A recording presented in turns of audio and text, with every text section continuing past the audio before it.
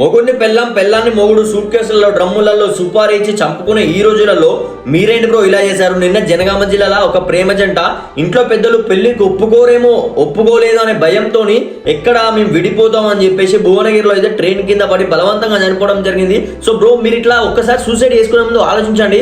ఇవాళ రేపు పెద్దలు చూసిన పెళ్లి చేసిన వాళ్ళే కలిసి ఉండలేరు. లవ్ మ్యారేజ్ చేసుకున్న మీరు కలిసి ఉంటారని గ్యారంటీ ఉంది బ్రో.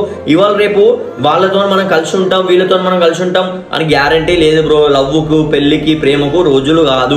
సో మీరు ఇలాంటివన్నీ చేసే ముందు మీ ఇంట్లో గురించి ఒక్కసారి ఆలోచించుకోండి. మీరు ఎవరిని పెళ్లి చేసుకున్నా హ్యాపీగా ఉంటారు. మీరు ఇప్పుడు లవ్ మ్యారేజ్ చేసుకున్నా మీరు కలిసి ఉంటారని అయితే గ్యారంటీ లేదు.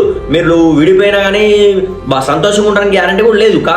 కానీ ప్రాణం పోతే తిరిగి రాదు. ఒక్కసారి ఇలాంటివి చేసే ముందు మీ ఇంట్లో గురించి ఆలోచించుకోండి.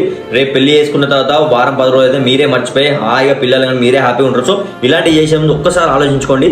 ప్రాణం పోతే మాత్రం మళ్ళీ రాదు. సో ఇలాంటి పిచ్చి పనులు చేయకుండా మీ జీవితం మంచిగా ఉండేటట్టు చూసుకోండి.